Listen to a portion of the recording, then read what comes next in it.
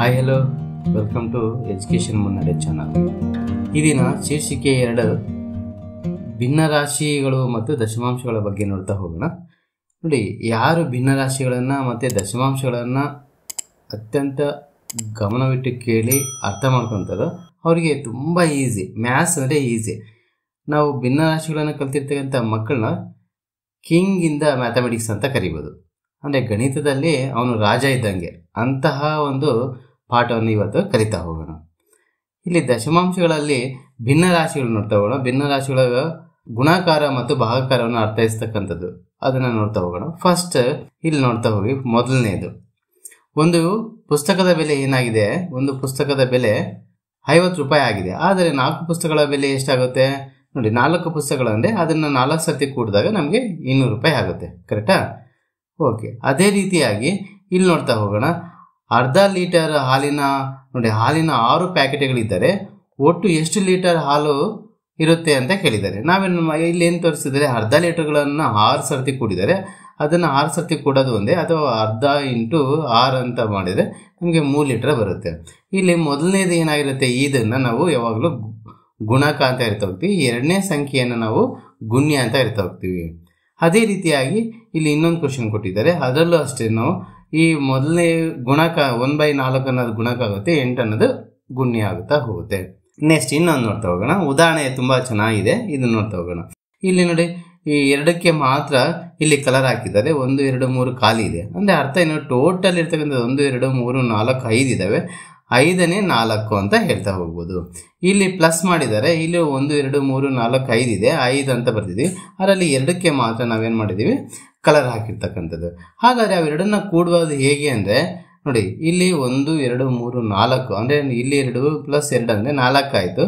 4/5 ಇದನ್ನು 5ನೇ 4 ಅಂತಾದರೂ ಓದ್ಬೋದು, ಅಥವಾ 4/5 ಅಂತಲೂ ಸಹ ಓದ್ತಾ ಹೋಗ್ಬೋದು.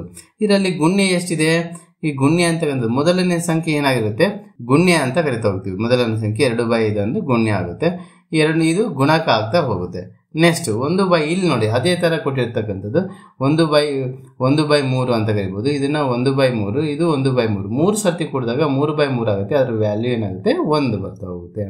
ಈ ಮೊದಲನೇ ಇದನ್ನು ಸಂಖ್ಯೆಯನ್ನು ನಾವು ಇಲ್ಲಿ ಏನಂತ ಇರಬೇಕು? ಗುಣ್ಯ ಅಂತ ಇರ್ತಾ ಹೋಗ್ತೀವಿ. ಎರಡನೇದನ್ನು ಗುಣಕ ಅಂತ ಇರ್ತಾ ಹೋಗ್ತೀವಿ. ಅರ್ಥ ಆಯ್ತಾ? ಓಕೆ, ಮುಂದೆ ನೋಡ್ತಾ ಹೋಗೋಣ. ಇಲ್ಲಿ ನೋಡ್ತಾ ಹೋಗಿ, ಅದೇ ರೀತಿಯಾಗಿ ಕೊಟ್ಟಿರ್ತಕ್ಕಂಥ ಡಯಾಗ್ರಾಮು 1 2 3 4 5 6 7 ಇದೆ. 7ರಲ್ಲಿ 4ನ್ನು ಬಣ್ಣ ಹಾಕಿರೋದ್ರಿಂದ 4/7 ಅಂತ ಬರೀಬೋದು. ಇದು ಅದೇ ರೀತಿಯಾಗಿ ಅಂಥವು ಎಷ್ಟಿದ್ದಾವೆ? 1 2 3 ಇದ್ದಾವೆ. ಆ 3 ನೋಡಿ, ಇಲ್ಲಿ ಇದು ಕೆಳಗಡೆನ ಅಂಶ ಮತ್ತು ಛೇದ ಅಂತ ಹೇಳ್ತೀವಿ. ಇದು ಅಂಶ, ಇದು ಛೇದ. ಈ ಛೇದದಲ್ಲಿ 7 ಇರೋದ್ರಿಂದ ನಾವೇನು ಮಾಡ್ತೀವಿ? ಈ ಅಂಶವನ್ನು ನೇರವಾಗಿ ಕೂಡ್ತಾ ಹೋಗಬೇಕು. ಅಂದರೆ 12/7 ಆಗುತ್ತೆ. ಇದರಲ್ಲಿ ಹಾಗಾದರೆ ಎಷ್ಟಿದ್ದಾವೆ? 4/7 ಇಂಟು 3 ಅಂತ ಕರೆದ್ರೆ 1 2 3 ಇರೋದ್ರಿಂದ 4/7 ಇಂಟು 3 ಅಂತ ತೊಗೊಂಡಿದ್ದೀವಿ. ಆವಾಗ 4 3 12 ಆಗುತ್ತೆ, 7 1 7 ಆಗುತ್ತೆ. ಇಲ್ಲಿ ಗುಣ್ಯ ಎಷ್ಟು? ಯಾರು ಹೇಳ್ತೀರಾ? ಕರೆಕ್ಟ್, 4/7 ಅಂತಕ್ಕಂಥದ್ದು ಗುಣ್ಯ ಆಗುತ್ತೆ. ಗುಣಕ ಅನ್ನೋದೆಷ್ಟು? ಎರಡನೇದು ತಾನೇ?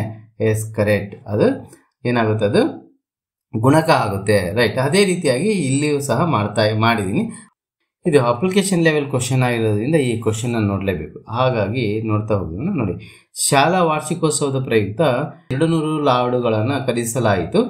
ಇವುಗಳಲ್ಲಿ 7/8 ಭಾಗವನ್ನು ವಿದ್ಯಾರ್ಥಿಗಳಿಗೆ ನೀಡಲಾಯಿತು. ಹಾಗಾದರೆ ಉಳಿದ ಲಾಡುಗಳು ಎಷ್ಟು ಅಂತ ಕೇಳಿದ್ದಾರೆ. ಇಲ್ಲಿ ನೋಡ್ತಾ ಹೋಗೋಣ. ಒಟ್ಟು ಲಾಡುಗಳ ಸಂಖ್ಯೆ ಎಷ್ಟಿದೆ? 200 ಇಂಟು ವಿದ್ಯಾರ್ಥಿಗಳಿಗೆ ಕೊಟ್ಟಿರ್ತಕ್ಕಂಥ ಲಾಡುಗಳು ಎಷ್ಟು? ಎಸ್, ಕರೆಕ್ಟ್, 7/8 ಆಯಿತು. ಅವಾಗ ಏನು ಮಾಡೋಣ? 8ರಿಂದ ನೋಡಿ, ಡೈರೆಕ್ಟಾಗಿ 8ರಿಂದನೇ ಭಾಗಿಸ್ಬೋದು. 8 1 8 2 16 16 4 ಉಳಿತು, 8 5 40. ಅಂದರೆ ಎಷ್ಟು ಉಳಿತು? 25 ಇಂಟು 7 ಮಾಡಿದರೆ 175 ಲಾಡುಗಳು. ಇದು ವಿದ್ಯಾರ್ಥಿಗಳಿಗೆ ನೀಡಲಾಯಿತು ಅಂತ ಕರೆಯೋದು. ಉಳಿದ ಲಾಡುಗಳು ಎಷ್ಟು? ಹಾಗಾದರೆ 200ರಲ್ಲಿ 175 ನಾವು ಮೈನಸ್ ಮಾಡಿದರೆ 175 ಮೈನಸ್ ಮಾಡಿದರೆ ಎಷ್ಟು ಬರುತ್ತೆ? 25 ಲಾಡುಗಳು ಬರ್ತಾ ಹೋಗುತ್ತೆ. ಅದೇ ರೀತಿಯಾಗಿ ಇಲ್ಲಿ ಚಟುವಟಿಕೆ 2.2 ಇದೆ. 2 ಭಿನ್ನರಾಶಿಗಳನ್ನು ಗುಣಿಸ್ತಕ್ಕಂಥದ್ದು ಹೇಗೆ, ಗುಣಿಸೋಣ ಅಂತಕ್ಕಂಥದ್ದು ಹೇಗೆ ಅಂತಕ್ಕಂಥದ್ದು ಕೊಟ್ಟಿದ್ದಾರೆ. ಗುಣಾಕಾರ ತುಂಬ ನೀಟಾಗಿದೆ, ತುಂಬ ಚೆನ್ನಾಗಿ ಕೇಳಿಸ್ಕೊಂತ ಹೋಗಿ. ಇಲ್ಲಿ ನೋಡಿ, 1 2 3 4 5 ಅಂದರೆ 3ಕ್ಕೆ ಮಾತ್ರ ಕಲರ್ ಹಾಕಿರೋದ್ರಿಂದ ನಾವು 3/5 ಅಂತ ಬರೀಬೋದು. ಇಲ್ಲಿ 1 2 3 4 ಇದೆ. ಇದನ್ನು ನಾವೇನು ಮಾಡಬೇಕು? 1ಕ್ಕೆ ಕಲರ್ ಹಾಕಿದ್ದಾರೆ, ಅದಕ್ಕೆ 1/4 ಆಗುತ್ತೆ. ಇದು ಗುಣಾಕಾರ ಇರೋದ್ರಿಂದ 3 ಒಂದ್ಲೆ 3 ಅಂತ ಡೈರೆಕ್ಟ್ ಆಗಿ ಗುಣಿಸಬೇಕು. ಕೆಳಗಡೆ 5 ಇಂದ 5 ಇಂಟು 4 5 ನಾಲ್ಕಲೆ 20 ಆಗುತ್ತೆ. 5 ನಾಲ್ಕಲೆ 20 ಆಗುತ್ತೆ. ಎರಡನೇದು ನೋಡ್ತಾ ಹೋಗೋಣ. ಇದು ಇಲ್ಲೂ ಸಹ ಅದೇ ರೀತಿ ಆಗಿರ್ತಕ್ಕಂಥದ್ದು. ಇಲ್ಲಿ ನೋಡಿ 1 2 3 4 5 ಇದಾವೆ. 5ನೇ 4 ಯಾಕೆ ಇಲ್ಲಿ ನಾವು 4ಕ್ಕೆ ಮಾತ್ರ ಇದನ್ನ ಏನು ಮಾಡಿದೀವಿ, ಬಣ್ಣವನ್ನು ಹಾಕಿದೀವಿ. ಇಲ್ಲೂ ಅಷ್ಟೇ 1 2 3 4 ಇದೆ. 4ರಲ್ಲಿ 2ಕ್ಕೆ ಮಾತ್ರ ಬಣ್ಣ ಹಾಕಿರೋದ್ರಿಂದ 2/4 ಆಯಿತು. ಗುಣಿಸ್ಬೇಕು ತಾನೆ, ಗುಣಿಸ್ಬೇಕಾದ್ರೆ ಏನಾಗುತ್ತೆ, ಡೈರೆಕ್ಟಾಗಿ ಗುಣಿಸ್ತೀವಿ. 4 2 8 ಆಗುತ್ತೆ, 5 4 20 ಆಗುತ್ತೆ. ಇದನ್ನು ನಾವು ಈ ರೀತಿಯಾಗಿ ಸಹ ಬರೆಯಬಹುದು. ಹೌದಾ, ನೋಡ್ತಾ ಹೋಗೋಣ. ನೆಕ್ಸ್ಟ್ ಅದೇ ರೀತಿಯಾಗಿ ಇವುಗಳನ್ನು ಪೂರ್ಣಗೊಳಿಸಿ ಗುಣ್ಯ ಮತ್ತು ಗುಣಕವನ್ನು ಗುರುತಿಸಿ ಅಂತ ಹೇಳಿದ್ದಾರೆ. ಗುಣಕಗಳನ್ನು ಗುರುತಿಸ್ತಕ್ಕಂಥ ವಿಧಾನ ನಾನು ಮಾಡಿದ್ದೀನಿ ಇಲ್ಲಿ. ಹೌದಾ, ನೆಕ್ಸ್ಟ್ ಇಲ್ಲಿ ನೋಡ್ತಾ ಹೋಗೋಣ. ಮತ್ತೆ ಇಲ್ಲಿ ಅಪ್ಲಿಕೇಶನ್ ಲೆವೆಲ್ ಬಂದಿರತಕ್ಕಂಥದ್ದನ್ನು, ಅಪ್ಲಿಕೇಶನ್ ಲೆವೆಲ್ ಬಂದಿರತಕ್ಕಂಥ ಈ ಪ್ರಾಬ್ಲಮ್ಸ್ ಮಾತ್ರ ನಾವು ಚರ್ಚೆ ಮಾಡಲೇಬೇಕು. ಯಾಕೆ ಇದು ನಮ್ಮ ಒಂದು ತಾರ್ಕಿಕ ಶಕ್ತಿ ಅಂದರೆ ಲಾಜಿಕಲ್ ಥಿಂಕಿಂಗ್ನ ಜಾಸ್ತಿ ಮಾಡ್ತಕ್ಕಂಥ ಕ್ವಶನ್ ಆಗಿರೋದ್ರಿಂದ ನಾವು ಅದನ್ನು ಪ್ರಯತ್ನ ಮಾಡ್ತಾ ಹೋಗೋಣ ಹೇಗೆ ಬಿಡಿಸಬೇಕು ಅಂತಕ್ಕಂಥದ್ದು. ಫಾತಿಮಾ 3/4 kg ಅಕ್ಕಿಯನ್ನು ಒಂದು ಡಬ್ಬಿಯಲ್ಲಿ ತುಂಬಿಸಿದರು. ಆ ಒಂದು ಡಬ್ಬಿಯಲ್ಲಿ ತುಂಬಿಸಿದ್ದಾರೆ. ಕೆಲವು ದಿನಗಳಲ್ಲಿ ಅವರು ಅಕ್ಕಿಯ 5/4 ಭಾಗವನ್ನು ಬಳಸಿದರು. ಹಾಗಾದರೆ ಒಟ್ಟು ಬಳಸಿರುವ ಅಕ್ಕಿಯ ಪ್ರಮಾಣ ಎಷ್ಟು ಅಂತ ಕೇಳಿದ್ದಾರೆ. ಇಲ್ಲಿ ಫಸ್ಟ್ ಎಷ್ಟಿತ್ತು ಅವರಲ್ಲಿ ಅಕ್ಕಿ, 3/4 kg ಅಕ್ಕಿ ಇತ್ತು ಅವರಲ್ಲಿ. ಹೌದಾ, ಬಳಸಿರ್ತಕ್ಕಂಥದ್ದು ಎಷ್ಟು ನೋಡಿ, 5/4 ಅಂದರೆ 5/4 ಅಂತ ಇಲ್ಲಿ ಈ ಥರ ಬರೀಬೇಕು. ಇವಾಗ ಇದನ್ನು ಬಳಕೆಯಾಗಿರೋದ್ರಿಂದ 3/4 ಇಂಟು 4/5 ಆಗುತ್ತೆ. ನೋಡಿ 4 ಒಂದ್ಲೆ ಕ್ಯಾನ್ಸಲ್ ಆಗುತ್ತೆ. 3/5 kg. ಒಟ್ಟು ಬಳಸಿರುವ ಅಕ್ಕಿಯ ಪ್ರಮಾಣ ಎಷ್ಟು ಅಂದರೆ 3/5 kg ಆಗುತ್ತೆ.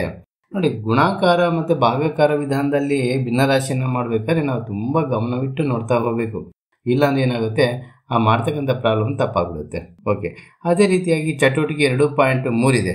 ಇಲ್ಲಿ 2.3 ಏನಾಗುತ್ತೆ, ಹೃತ್ಕ್ರಮಗಳನ್ನು ಬರೀತಕ್ಕಂಥ ವಿಧಾನದಲ್ಲಿ ಮಾಡೋದು. ಓಕೆನಾ, ನೋಡ್ತಾ ಹೋಗೋಣ. ಇದು ಒಂದೇ ಒಂದು ನಾನು ಎಕ್ಸ್ಪ್ಲೇನ್ ಮಾಡ್ತೀನಿ. 1/2 ಅಂತಕ್ಕಂಥದ್ದು ಅಥವಾ 2ನೇ 1 ಅಂತಲೂ ಓದ್ಬೋದು. 1/2 ಇಂಟು 2/3 ಅಂದರೆ ಅವರೇ ಕೊಟ್ಟಿರ್ತಕ್ಕಂಥದ್ದು. ಇದು 1/3 ಆಯಿತು. ಇಲ್ಲಿ ನೋಡ್ತಾ ಹೋಗೋಣ. ಸೆಕೆಂಡು 1/2 ಇಂಟು 3/4 ಅಂದರೆ 3 1 3 4 2 8. ಹೌದಾ, ಇದು 1/2 ಇಂಟು 4/5 ಅಂದರೆ 4 1 4 5 2 10. ಇದನ್ನು ಇನ್ನೂ ಸುಲಭ ರೂಪಕ್ಕೆ ತರಬಹುದು.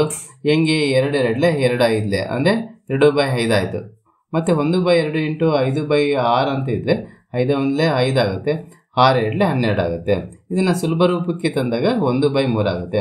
ಓಕೆ, ಅದೇ ರೀತಿಯಾಗಿ ಇನ್ನೊಂದು ನೋಡ್ತಾ ಹೋಗೋಣ. ಇಲ್ಲಿ ಕೆಳಗಡೆ 3/2 ಅಂತಕ್ಕಂಥ ಕೊಟ್ಟಿದ್ದಾರೆ. 3/2 ಅಂದರೆ ಅದನ್ನು ಗುಣಿಸ್ತಾ ಹೋಗಬೇಕು. ಎಷ್ಟಿಂದ ಗುಣಿಸ್ಬೇಕು, 2/3 ಗುಣಿಸ್ತಾ ಹೋಗ್ಬೇಕು. 3/2 ಇಂಟು 2/3 ಅಂತ ಮಾಡ್ರೆ 2 1 2 1 3 1 3 1 ಅಂದರೆ ಎಷ್ಟು ಬಂತು, ನಮಗೆ 1 ಬಂತು. ಹೌದಾ, ಅದೇ ರೀತಿಯಾಗಿ 3/2 ಇಂಟು 3/4. ಯಾಕೆ ಇಲ್ಲಿ 3/4ರಿಂದ 3/4 ಬರ್ತಿದ್ದೀವಿ. 3 3 9 ಆಗುತ್ತೆ, 4 2 8. ಕರೆಕ್ಟಾ? ಅದೇ ರೀತಿಯಾಗಿ ಇದನ್ನು ಮುಂದುವರಿಸ್ತಾ ಹೋಗಿದ್ದೀನಿ. ಇಲ್ಲಿ ನೋಡಿ, ಇದು ಅಷ್ಟೇ 6/1 ಕೆಳಗಡೆ ಮತ್ತೆ 6/1 ಅಂತ ತೊಗೊಂಡು ಇಂಟು 2/3 ಅಂತ ತೊಗೊಂಡ್ರೆ ಇದು 4 ಆಗುತ್ತೆ. ಯಾಕೆ, 3 1 3 3 2 6 2 2 4 ಆಗುತ್ತೆ. ಕರೆಕ್ಟಾ? ಆ ರೀತಿಯಾಗಿ ನಾವು ಇದನ್ನು ಮುಂದುವರಿಸ್ಕೊಂತ ಬರ್ತಾ ಹೋಗಬೇಕು. ಓಕೆ, ನೆಕ್ಸ್ಟ್ ಮೇಲಿನ ಕೋಷ್ಟಕವನ್ನು ಆಧರಿಸಿ ಗುಣಲಬ್ಧವು 1ಕ್ಕೆ ಸಮನಾಗಿರುವ ಭಿನ್ನರಾಶಿಗಳ ಜೋಡಿಗಳನ್ನು ಪಟ್ಟಿ ಮಾಡಿ ಅಂತೇಳಿ ಇಲ್ಲಿ ಪಟ್ಟಿ ಮಾಡಿದ್ದೀನಿ. ಕರೆಕ್ಟ್, ಅರ್ಥ ಆಯ್ತಾ? ಓಕೆ, ಇನ್ನೊಂದು ನೋಡೋಣ. ಇದು ತುಂಬ ಇಂಪಾರ್ಟೆಂಟ್. ಇಂಥ ಇಂತಹ ಹಲವಾರು ಕ್ವಶನ್ಗಳನ್ನು ನಾವು ಸಾಲ್ವ್ ಮಾಡೋದ್ರಿಂದ ನಮಗೆ ಬುದ್ಧಿಮಟ್ಟನೂ ಸ್ವಲ್ಪ ಜಾಸ್ತಿ ಆಗ್ತಾ ಹೋಗುತ್ತೆ. ಯಾಕೆ ಅಂದರೆ ಯೋಚನೆ ಮಾಡ್ತಕ್ಕಂಥ ಕೆಪಾಸಿಟಿ ಬೆಳೀತೈತೆ. ಅದಕ್ಕೆ ಇಲ್ಲಿ ನೀವು ನೋಡಬೇಕು, ಇಲ್ಲಿ ಚಿತ್ರ ನೋಡಿ ಎಷ್ಟು ಚೆನ್ನಾಗಿ ಬರೆದಿದ್ದಾರೆ ಇಲ್ಲಿದೆ. ಯಾಕೆಂದರೆ ಆಲೋಚನಾ ಶಕ್ತಿ ಜಾಸ್ತಿ ಆಗಲಿ ಅನ್ನೋ ಉದ್ದೇಶಕ್ಕೋಸ್ಕರ ಈ ಥರ ಮಾಡಿದ್ದಾರೆ. ಇವಾಗ ನೋಡಿ 18/3 ಇದೆ. ಅದರ ಹೃತ್ಕ್ರಮವು 1/6 ಆಗಿದೆಯೇ ಅಂತ ಕ್ವಶನ್ ಕೇಳಿದ್ದಾರೆ. ಹೆಂಗೆ ಮಾಡೋಣ ಹಾಗಾದರೆ, 18/3 ಅಂದರೆ 3 1 3 6 18 ಅಂದರೆ 6/1 ಬಂತು. ಇದನ್ನು ಹೃತ್ಕ್ರಮ ಬರೀರಿ ಅಂದರೆ ಏನು ಮಾಡಬೇಕು, ಅಂಶ ಛೇದವಾಗಿ ಬರೀಬೇಕು. ಛೇದ ಅಂಶವಾಗಿರುತ್ತೆ, ಅದಕ್ಕೆ 1/6 ಆಗುತ್ತೆ ಅದು. ಹೌದಾ? ಹಾಗಾದರೆ 18/3 ಹೃತ್ಕ್ರಮವು 1/6 ಆಗುತ್ತಾ? ಎಸ್ ಆಗುತ್ತೆ, ಹೌದು ಅಂತ ನಾವು ಟಿಕ್ ಆಗಬೇಕು. ಮತ್ತು ಇನ್ನೊಂದು ನೋಡ್ರಿ, 0/5 ಇಲ್ಲಿ ಕೊಟ್ಟಿದ್ದಾರೆ ನೋಡ್ರಿ. 0/5 ಹೃತ್ಕ್ರಮವು 5/0 ಆಗುತ್ತದೆಯೇ? ಇಲ್ಲ.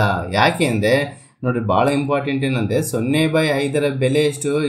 0 ಎನಿಥಿಂಗ್ ಈಸ್ 0 ಅಂತ ಹೇಳ್ತಾ ಹೋಗ್ತೀವಿ. 0 ಯಾವುದೇ ಇಲ್ಲಿ ಸಂಖ್ಯೆ 0 ಆಗುತ್ತೆ. ಆದರೆ 5/0 ಅಂತಕ್ಕಂಥದ್ದನ್ನ ಅದ್ರ ಬಗ್ಗೆ ಡಿಫೈನ್ ಮಾಡೇ ಇಲ್ಲ. ಅಂದರೆ ಅದು ಹಾಗಾಗಿ ಅದು ಇಟ್ ಈಸ್ ನಾಟ್ ಡಿಫೈನ್ಡ್ ಅಂತ ಹೇಳ್ತಾ ಹೋಗ್ತೀವಿ. ಅರ್ಥ ಆಯ್ತಾ? ಓಕೆ, ನೆಕ್ಸ್ಟ್ ಇನ್ನೊಂದು ನೋಡ್ತಾ ಹೋಗೋಣ.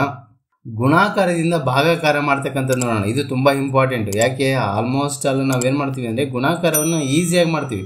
ಭಾಗಾಕಾರ ಮಾಡಬೇಕಾದ್ರೆ ಅಲ್ಲೇನಾಗುತ್ತೆ, ನಮಗೆ ಆ ಗುಣಾಕಾರ ಮಾಡ್ದಂಗೆ ಭಾಗಾಕಾರ ಮಾಡೋಕ್ಕೆ ಹೋಗ್ತಾ ಇದ್ವಿ, ಆವಾಗ ತಪ್ಪಾಗ್ಬಿಡುತ್ತೆ. ಇಲ್ಲಿ ನೋಡ್ತಾ ಹೋಗೋಣ. ಗುಣಾಕಾರ ಮತ್ತು ಇವುಗಳ ಬೆಲೆಯನ್ನು ಕಂಡುಹಿಡಿಯಿರಿ ಅಂತ ಹೇಳಿದರೆ ಒಂದು ತೋರಿಸ್ತಾ ಹೋಗ್ತೀನಿ ನಾನು ನಿಮಗೆ. 7/2 / 9/5 ಅಂತಕ್ಕಂಥದ್ದು ಇದೆ. ಇದನ್ನು ಏನು ಮಾಡಬೇಕು, 7/2 ಇದನ್ನು ಡಿವೈಡ್ ಬೈ ಅಂತಕ್ಕಂಥ ಚಿಹ್ನೆಯನ್ನು ಏನು ಮಾಡಿದ್ದೀನಿ ಇಂಟು ಅಂತ ಬರೆದಾಗ ನಾವೇನು ಮಾಡಬೇಕು, ಇದರದ ಋತ್ಕ್ರಮ ಬರಿಬೇಕು. ಋತ್ಕ್ರಮ ಅಂದರೆ ಅಂಶ ಇದ್ದಿದ್ದು ಛೇದ, ಛೇದ ಇದ್ದಿದ್ದು ಅಂಶವಾಗಿರುತ್ತೆ. ಅದಕ್ಕೆ 5/9 ಆಗುತ್ತೆ. ಇವಾಗ ಇದು ನೋಡಿ, ಯಾವುದಾದ್ರೂ ಸಂಖ್ಯೆಗಳು ಡಿವೈಡ್ ಆಗುತ್ತೆ, ಯಾವುದೂ ಆಗಲ್ಲ. ಅದಕ್ಕೆ 7 × 35, 9 × 18 ಅಂತಕ್ಕಂಥದ್ದು ಬಂದಿದೆ. ಅದೇ ರೀತಿಯಾಗಿ ಇನ್ನೊಂದು ಲೆಕ್ಕ ನೋಡ್ತಾ ಹೋಗೋಣ. 15/11 ಇದೆ ಡಿವೈಡ್ ಬೈ 3/4 ಅಂತ ಕೊಟ್ಟಿದ್ದಾರೆ. ಇದನ್ನು ಹೆಂಗೆ ಬರಬೇಕು, 15/11 ಇಂಟು ಇದು ನೋಡು 3/4 ಇದ್ದೇನಾಗುತ್ತೆ 4/3 ಆಗುತ್ತೆ. ಇವಾಗ ನೋಡಿ 3ರಿಂದ ಭಾಗಿಸ್ಬೋದು ನೋಡಿ, 3 × 1 = 3, 3 × 5 = 15 ಕರೆಕ್ಟಾ. ಅವಾಗ ನೋಡಿ 5 ಇದೆ, 5 × 4 = 20 ಆಗುತ್ತೆ. 11 ಇದೆ ಇಲ್ಲಿ, ಇನ್ನು ಈ ಕೆಳಗಡೆ ಯಾವುದಿಲ್ಲ, 11 × 1 = 11 ಆಗುತ್ತೆ.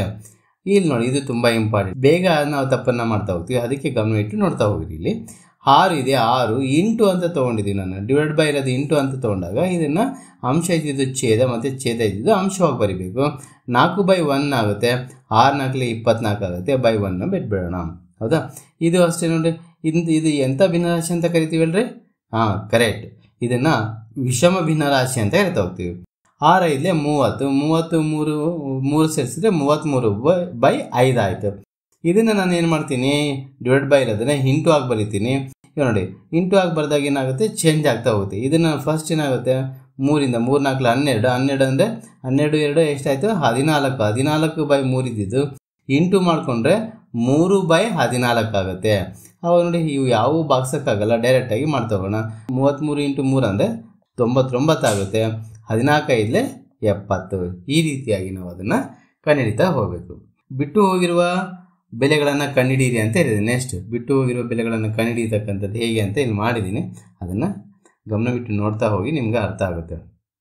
ಇಲ್ಲಿ ನೋಡಿ, ಮತ್ತೆ ಕೊಟ್ಟಿರುವ ಸಂಖ್ಯೆಗಳ ಬೆಲೆಯನ್ನು ಕಂಡುಹಿಡಿದು ಸೂಕ್ತ ಚಿಹ್ನೆ ಬಳಸಿ ಹೋಲಿಸಿ. ಅಂದರೆ ಅದನ್ನು ಬಳಸಬೇಕು ಚಿಹ್ನೆ, ಲೆಸ್ ದ್ಯಾನು, ಗ್ರೇಟರ್ ದ್ಯಾನು, ಈಕ್ವಲ್ ಅಂತ. ಅಂದರೆ ನಾವೇನು ಮಾಡ್ತೀವಿ, ಇಲ್ಲಿ ನೋಡ್ತಾ ಹೋಗಿ, ಇದನ್ನು ಹೆಚ್ಚು, ಇದು ಕಡಿಮೆ ಅಂತಕ್ಕಂಥದ್ದು, ಇದು ಈಕ್ವಲ್ ಆಗಿರುತ್ತೆ. ಅಂದರೆ ಯಾವ್ಯಾವುದು ಅಂತ ನೋಡ್ತಾ ಹೋಗೋಣ. ಫಸ್ಟ್ ಯಾವುದು ದೊಡ್ಡದು, ಯಾವುದು ಚಿಕ್ಕದು. ಇದನ್ನು ಫಸ್ಟ್ ಇರತಕ್ಕಂಥದ್ದೇನು ದೊಡ್ಡದು, ಇದು ಚಿಕ್ಕದು, ಇದು ಸಮ ಅಂತಕ್ಕಂಥದ್ದು. 1/4 ಡಿವೈಡೆಡ್ ಬೈ, ನೋಡಿ 1/4 ಡಿವೈಡೆಡ್ ಬೈ 2/3 ಏನಾಗುತ್ತೆ, 3/8 ಆಗುತ್ತೆ. ಇದನ್ನು ಸಿಂಪ್ಲಿಫೈ ಮಾಡ್ತಾ ಹೋಗೋಣ. ಇದು ಸರಳೀಕರಿಸಿದಾಗ 2/3 ಇಂಟು 4/1 ಆಗುತ್ತೆ. ರಿವರ್ಸ್ ಬರೆದಾಗ 4, ಅವಾಗ ಏನಾಗುತ್ತೆ 4 × 8/3 ಆಗುತ್ತೆ. ಇಲ್ಲಿ ನೋಡಿ 3/8, 8/3 ಅಂದರೆ ಈ ಏನಾಗುತ್ತೆ ಅಂದರೆ, ನಿಮಗೆ ತುಂಬ ಒಂದೇ ಒಂದು ಲೆಕ್ಕ ಕರೆಕ್ಟಾಗಿ ಅರ್ಥ ಮಾಡಿಸ್ತೀನಿ, ಚೆನ್ನಾಗಿ ಕೇಳಿಸ್ಕೊಳ್ಳಿ. ಇಲ್ಲಿ ಈ 3/8 ಅಂತಕ್ಕಂಥದ್ದು ಹೆಂಗೆ ನಾವು ಅರ್ಥ ಮಾಡ್ಕೊಬೇಕು ಅಂತಕ್ಕಂಥದ್ದನ್ನು ನಾನು ಹೇಳ್ತಾ ಹೋಗ್ತೀನಿ. ಇವಾಗ ಉದಾಹರಣೆಗೆ ಇಲ್ಲಿ 3 ಮಾವಿನ ಹಣ್ಣು ಇದ್ದಾವೆ ಅಂತ ತಿಳ್ಕೊಳ್ಳಿ. 3 ಮಾವಿನ ಹಣ್ಣು ಇರ್ತವೆ.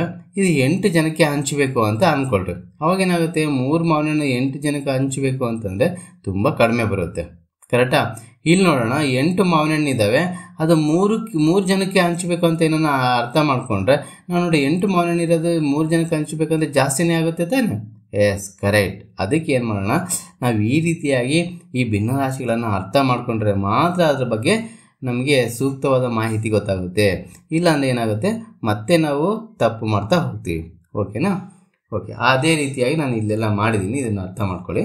ಇವಾಗ ದಶಮಾಂಶಗಳ ಗುಣಾಕಾರ ಅಂತಕ್ಕಂಥ ನೋಡೋಣ. ದಶಮಾಂಶಗಳು ಅಂದರೆ ಗೊತ್ತಿದೆ ತಾನೆ? ದಶಮಾಂಶಗಳು ಹೇಗೆ ಇಲ್ಲಿ ನೋಡ್ತಾ ಹೋಗ್ತೀನಿ ನೋಡಿ. 0.01 ಅಂದರೆ ಅದನ್ನು ಹೆಂಗೆ ಬರಿತೀವಪ್ಪ, 1/100. ಕರೆಕ್ಟ್. ಇಲ್ಲಿ ನೋಡಿ 0.1 ಇದೆ, ಅದು 1/10 ಅಂತ ಬರಿತಾ ಹೋಗ್ತೀವಿ. ಯಾಕೆ? ಪಾಯಿಂಟ್ ಆಮೇಲೆ 1 ಡೆಸಿಮಲ್ ಪಾಯಿಂಟ್ ಇರೋದ್ರಿಂದ ಅದನ್ನು 10 ಆಗುತ್ತೆ. ಇಲ್ಲಿ ಪಾಯಿಂಟ್ ಆಮೇಲೆ 2 ಡೆಸಿಮಲ್ ಪಾಯಿಂಟ್ಸ್ 2 ಇದೆ ಸಂಖ್ಯೆಗಳು, ಅದಕ್ಕೆ 100 ಆಗುತ್ತೆ. ಅರ್ಥ ಆಯಿತು? ಆ ರೀತಿಯಾಗಿರ್ತಕ್ಕಂಥ ಲೆಕ್ಕಗಳನ್ನು ಬಿಡಿಸ್ತಾ ಹೋಗೋಣ ನಾವು ಇವಾಗ. ಓಕೆ, ನೋಡ್ತಾ ಹೋಗ್ವಿ ನೋಡಿ. ಕರೆಕ್ಟಾ? ಇಲ್ಲಿಗೆ ಬರೋಣ ಡೈರೆಕ್ಟಾಗಿ ನಾವು. ದಶಮಾಂಶ ಸಂಖ್ಯೆ 0.4 ದಶಮಾಂಶ ಸಂಖ್ಯೆ 0.2 ಭಾಗಿಸಿದರೆ ದೊರೆಯುವ ಭಾಗಲಬ್ಧ ಎಷ್ಟು ಅಂತ ಕೇಳಿದೆ. ದೊರೆಯುವ ಭಾಗಲಬ್ಧ ಹೆಂಗೆ, ಇಲ್ಲಿ ನೋಡ್ತಾ ಹೋಗಿ 0.4/0.2 ಬರ್ತಿದ್ದೀವಿ. ಅದೇನಾಗುತ್ತೆ ಈಕ್ವಲ್ಸ್, ಇಲ್ಲಿ ನೋಡಿ ಪಾಯಿಂಟ್ ಆದಮೇಲೆ ಒಂದೇ ಸಂಖ್ಯೆ ಇದೆ, ಇಲ್ಲೂ ಪಾಯಿಂಟ್ ಆದಮೇಲೆ ಇಲ್ಲೊಂದು ಸಂಖ್ಯೆ ಇದೆ, ಇಲ್ಲೂ ಪಾಯಿಂಟ್ ಆದಮೇಲೆ ಒಂದು ಸಂಖ್ಯೆ ಇರೋದ್ರಿಂದ ಅದನ್ನು 4/2 ಅಂತ ಕರಿಬೋದು. 2 1 2 2 ಅಂದರೆ ಆನ್ಸರ್ ಏನಾಯಿತು, 2 ಆಯಿತು. ಕರೆಕ್ಟಾ? ಇನ್ನೊಂದು ತೋರಿಸ್ತೀನಿ, ಇದನ್ನು ನೋಡ್ತಾ ಹೋಗೋಣ. 0.8/0.2 ಅದೇನಾಗುತ್ತೆ ನೋಡಿ, ಅದನ್ನು ಪಾಯಿಂಟ್ ಆಮೇಲೆ ಇಲ್ಲೂ ಒಂದು ಸಂಖ್ಯೆ ಇದೆ, ಪಾಯಿಂಟ್ ಆಮೇಲೆ ಇಲ್ಲೂ ಒಂದು ಸಂಖ್ಯೆ ಇರೋದ್ರಿಂದ 8/2 ಅಂತ ಡೈರೆಕ್ಟಾಗಿ ಬರೀಬೋದು ನಾವು. ಅವಾಗ 2 1 2 4 8. ಅದೇ ರೀತಿಯಾಗಿ ಈ ಎಲ್ಲ ಲೆಕ್ಕಗಳನ್ನು ಮಾಡಿದ್ದೀನಿ. ಕರೆಕ್ಟಾ? ಓಕೆ, ಮುಂದಿನ ಲೆಕ್ಕಕ್ಕೆ ಹೋಗೋಣ. ಓಕೆ, ಇದು ನೋಡೋಣ. 3 ಇಲ್ಲಿ ಕೊಟ್ಟಿರ್ತಕ್ಕಂಥದ್ದು ನೋಡಿ, 3/7 × 2 ಅಂತಂದರೆ ಇದನ್ನು ಇಂಟು ಇರೋದ್ರಿಂದ ಡೈರೆಕ್ಟಾಗಿ ಗುಣಿಸ್ತಾ ಹೋಗ್ಬೇಕು ನಾವು. ಇದನ್ನು ಚಿತ್ರ ರೂಪದಲ್ಲಿ ಪ್ರತಿನಿಧಿಸಿ ಅಂತಿದ್ದಾರೆ, ಅದನ್ನು ಚಿತ್ರ ಹಾಕ್ರಿ ನೀವೇ. ಓಕೆನಾ? ಇದು ಈಸಿಯಾಗಿದೆ. ಯಾಕೆ, ಫಸ್ಟು ಇಲ್ಲಿ ನೋಡಿ 7 ಇದೆ, 7ರಲ್ಲಿ ಏನು ಮಾಡಬೇಕು, 7 ಫಸ್ಟು ಬಾಕ್ಸ್ ಹಾಕ್ಕೊಳ್ಳಿ, ಆ ಬಾಕ್ಸನ್ನು ಫಿಲಪ್ ಮಾಡಿರಿ, ಅಷ್ಟೇ. ಮಾಡ್ಬೋದಲ್ವಾ? ಎಸ್, ಕರೆಕ್ಟ್, ಮಾಡ್ಬೋದು. ಇಲ್ಲೂ ಅಷ್ಟೇ ನೋಡಿ, 9/10 ಅಂತಿದೆ, ಫಸ್ಟು ಒಂದು 10 ಬಾಕ್ಸ್ ಹಾಕ್ಕೊಳ್ಳಿ, ಅದರಲ್ಲಿ 9 ಬಾಕ್ಸನ್ನು ಫಿಲಪ್ ಮಾಡಿ. ಈಸಿ ತಾನೆ? ಎಸ್, ಮಾಡ್ಬೋದು. ಓಕೆ, ಆ ಥರ ಮಾಡ್ತೀರಾ? ಓಕೆ, ಹಾಗಾದರೆ ಮುಂದೆ ನೋಡೋಣ. ಕೆಳಗಿನವುಗಳ ಬೆಲೆ ಕಂಡುಹಿಡಿಯಿರಿ ಅಂತ ಹೇಳಿದ್ದಾರೆ. ಇದ್ರ ಬೆಲೆ ಕಂಡುಹಿಡಿತಕ್ಕಂಥದ್ದು ಇಲ್ಲಿ ನೋಡಿ, ಬ್ರಾಕೆಟಲ್ಲಿ ಇರ್ತಕ್ಕಂಥದ್ದನ್ನು ನಾವು ಫಸ್ಟ್ ಏನು ಮಾಡಬೇಕು, ಅದನ್ನು ಸಾಲ್ವ್ ಮಾಡ್ತಾ ಹೋಗಬೇಕು, ಆಮೇಲೆ ಭಾಗಿಸ್ತಕ್ಕಂಥದ್ದು ನೋಡ್ತಾ ಹೋಗೋಣ. ಇಲ್ಲಿ ನೋಡಿ 5/9 × 3 ಇದೆ, ಅವಾಗ ಇಲ್ಲಿ ಹೋಗ್ತದೆ ನೋಡಿ 3 1 3 3 9, ಅಂದರೆ ಇದು 5/3 ಆಯಿತು. ಇಂಟು ಇಲ್ಲಿ ಇದನ್ನು ಡಿವೈಡ್ ಬೈ ಇರೋದನ್ನು ಇಂಟು ಮಾಡಿಕೊಂಡ್ರೆ 1/6 ಆಯಿತು. ಆವಾಗ 5 1 5 ಆಗುತ್ತೆ, 3 ಇದೆ, 3 6 18. ಹೌದಾ? ಅದೇ ರೀತಿಯಾಗಿ ಈ ಲೆಕ್ಕಗಳನ್ನು ಸಹ ಬಿಡಿಸಿದ್ದೀನಿ. ಓಕೆನಾ? ನೆಕ್ಸ್ಟ್ ನೋಡ್ತಾ ಹೋಗೋಣ. ಕೆಳಗಿನವುಗಳ ಬೆಲೆ ಕಂಡುಹಿಡಿಯಿರಿ ಅಂತಕ್ಕಂಥದ್ದು ಕೊಟ್ಟಿದ್ದಾನೆ. ಇಲ್ಲಿ ಏನು ಮಾಡಿದ್ದಾರೆ ಅಂದರೆ ಗುಣಾಕಾರ ಮತ್ತು ಭಾಗಾಕಾರವನ್ನು ಕಂಬೈನ್ ಮಾಡಿದ್ದಾರೆ, ಎರಡನ್ನ ಸೇರಿಸಿದ್ದಾರೆ. ಅಂಥ ಲೆಕ್ಕಗಳನ್ನು ಹೇಗೆ ಬಿಡಿಸ್ಬೋದು ಅಂತಕ್ಕಂಥದ್ದು ನೋಡ್ತಾ ಹೋಗಿ. 3/5 / 4/6 ಇದೆ, ಇಂಟು 2/9 ಅಂತಕ್ಕಂಥದ್ದು. ಇದು ನೋಡಿ, ಫಸ್ಟ್ ಇದನ್ನು ಡಿವೈಡ್ ಬೈ ಇರೋದನ್ನು ಇಂಟು ಮಾಡ್ಕೊಂಡಿದ್ದೀನಿ. ಅವಾಗ 2/5 × 6/4 ಆಗುತ್ತೆ. ಯಾಕೆ, ಅಂಶ ಇದ್ದಿದ್ದು ಛೇದ ಇದ್ದಿದ್ದು ಅಂಶವಾಗಿ ಬರಿಬೇಕು ಅಂತ ಗೊತ್ತಿದೆ ನಿಮಗೆ. ಡಿವಿಷನ್ ಇದ್ದಿದ್ದು ಮಲ್ಟಿಪ್ಲಿಕೇಶನ್ ಮಾಡ್ಕೊಂಡಾಗ, ಗುಣಾಕಾರ ಮಾಡ್ಕೊಂಡಾಗ. ಇಂಟು ಇಲ್ಲಿದೆ, ಅದನ್ನು ಹಾಗೆ ಬರೀತಿದ್ದೀನಿ. ಇವಾಗ ನೋಡಿ ಯಾವ್ಯಾವ ಹೋಗ್ತವೆ, 2 1, ಇಲ್ಲೂ ಸಹ 2 1, ಮತ್ತು 2 1, ಹೌದಾ? ಇದು ಡಿವೈಡ್ ಮಾಡ್ತಕ್ಕಂಥದ್ದು. ಮತ್ತು 3ರಿಂದ 3 3 3 9, 3 2 6. ಓಕೆ, ಇಲ್ಲಿ ಇನ್ನು ಯಾವುದು ಇದೆ, ಇಲ್ಲಿ ಇದೆ ನೋಡಿ 3 1 3 1 3 1. ಇಲ್ಲಿ ನೋಡ್ತಾ ಹೋಗೋಣ. ಅಂಶದಲ್ಲಿ ಏನೇನು ಉಳಿದಿದೆ, ಮತ್ತು 2 1 2 1 ಇದು ಕ್ಯಾನ್ಸಲ್ ಆಯಿತು. ಇನ್ನು ಉಳಿದಿರ್ತಕ್ಕಂಥದ್ದು ಯಾವುದಿದೆ, 1 ಮಾತ್ರ ಉಳಿದಿದೆ. ಕೆಳಗಡೆ ಏನು ಉಳಿದಿದೆ, 5 ಮಾತ್ರ ಉಳಿದಿದೆ. ಮತ್ತು ಅದು ಎಲ್ಲವೂ ಸಹ ಕ್ಯಾನ್ಸಲ್ ಆಗುತ್ತೆ. ಓಕೆನಾ? ಅಂದರೆ ಎಷ್ಟು ಬಂತು ನಮಗೆ, 1/5 ಆನ್ಸರ್ ಆಗಿದೆ. ಅದೇ ರೀತಿಯಾಗಿ ಈ ಲೆಕ್ಕಗಳನ್ನು ಮಾಡಿದ್ದೀನಿ. ಓಕೆನಾ? ನೆಕ್ಸ್ಟ್ ಒಂದು ನೋಡ್ತಾ ಹೋಗೋಣ. ಏನಿದೆ ಇಲ್ಲಿ, ಇದು ಒಂದು ಇಂಪಾರ್ಟೆಂಟ್ ಇದೆ, ಇದು ತುಂಬ ಇಂಪಾರ್ಟೆಂಟು. ಇಂತಹ ಸಮಸ್ಯೆಗಳನ್ನು ನಾವು ಬಿಡಿಸಲೇಬೇಕು. ಒಂದು ತೋಟದಲ್ಲಿ ಸಮಾನ ಅಂತರದಲ್ಲಿ ಸಾಲಾಗಿ ನೆಟ್ಟ 4 ಮರಗಳಿವೆ. 2 ಮರಗಳ ನಡುವಿನ ದೂರ 1 3/4 ಮೀಟರ್. ಮೊದಲನೇ ಮತ್ತು 4ನೇ ಮರಗಳ ನಡುವಿನ ದೂರವನ್ನು ಕಂಡುಹಿಡಿಯಿರಿ ಅಂತಕ್ಕಂಥದ್ದು ಹೇಳಿದ್ದಾರೆ. ಇವಾಗ ನೋಡಿ 4 ಮರಗಳಿದ್ದಾವೆ, 1 2 3 4 ಮರಗಳು ಅಂತ ಹೇಳಿದ್ದಾರೆ.